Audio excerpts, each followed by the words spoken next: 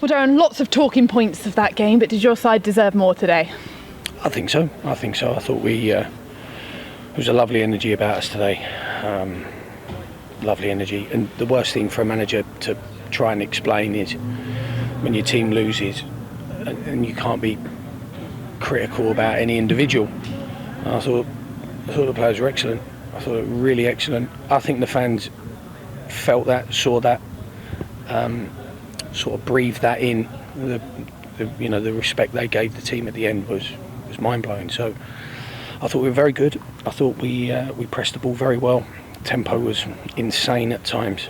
And really the only tactical criticism or criticisms are obviously the defending of crosses and the finishing, because we could have been high and dry really. Yeah, that was going to be my next question. Tom Knowles with a wonderful opener, but it could have been 2 or 3 at half time. Yeah, I think so. We had some good chances, we had some clear chances, and that's good because we haven't made clear chances this year. So sometimes when people look at our goal scoring record, I always think, yeah, but we don't create a great deal. But I thought today there was good creativity in the side. I thought the dribblers, the ball carriers in the team were outstanding, and we made enough to probably, I thought we deserved to probably win the game on performance, but definitely take a point. But like I said, they're the worst ones to explain, because I like losing my temper at people who don't play well, and I like losing my temper at people who miss tackles. But when you lose and you can't lose your temper, yeah, it's tough. We have to talk about that equaliser. It was controversial. Dale Gorman was down at the time. What was your view of the incident? Well, I think the officials have to be very careful when they when they don't put the health and well-being of players at the forefront of their mind. So he has to be definitely sure Dale's got a cut on his head. So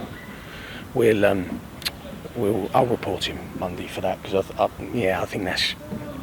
that was poor play.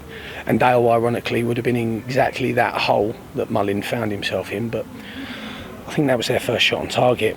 And when you look at who it was that took the attempt, you realise that there is a calibre and a quality to goal scoring, and he certainly has it, Paul.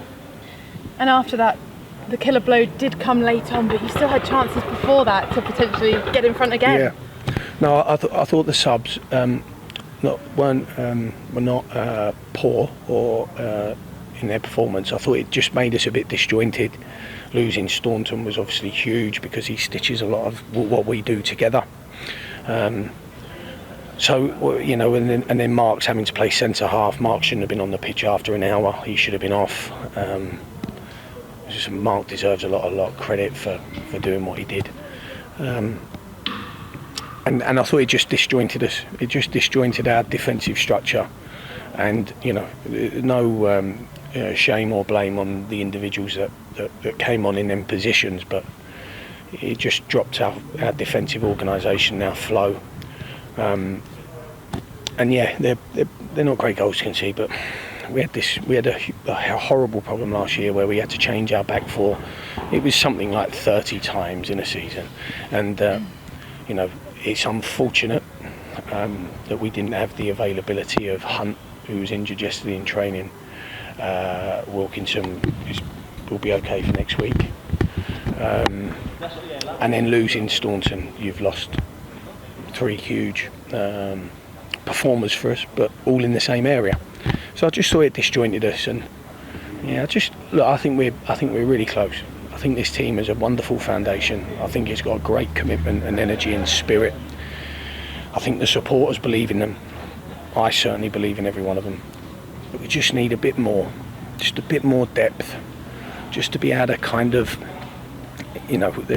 Phil makes a big sub at half time. He brings on his normal starter Ponticelli, and I thought he made a big difference, especially in the first 10 minutes of the second half.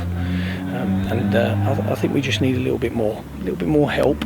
And that's not a cryptic clue that I'm giving anyone or things like that. But yeah, I feel for the players. I very rarely feel for them when we get beat, but I feel they deserved a better ending to their day today for the energy they put in and for the performance. I thought all of them were great, really great. You mentioned Staunton and Hunt. We saw Hunt today on crutches, and Staunton off. Do you know when they might be back? Hunty's a couple of months comfortably. Staunton, we don't really know. No one can sort of see inside the leg until we get it scanned. But this is the thing. This is the thing when you have, and again, no cryptic clues in this, but when you have small groups, the toll on them to prepare, to play, to compete, to throw everything. Staunton throws everything he can playing for this football club, and he commits his body and his mind and his, and his emotional state to every performance, as we all know. And it takes a toll. Over a season, it takes a toll. And that's where I feel we're so close. I really do. And even, for next year, I think the foundation of the group could be so wonderful. We just need a little bit more. And on that, you obviously lost Joe Quigley yesterday, signed for Chesterfield. That's one less number that you've got. I'm guessing you want to try and get reinforcements across the pitch. If we can. If the deal has to be right and affordable. So, if we can, we will. But that's the fourth forward I've sold here in 2.5 years. So we obviously improve people. We try and improve players with our coaching. But yeah, I'd have liked him today. Sure. Thanks for your time, Darren. Thank you.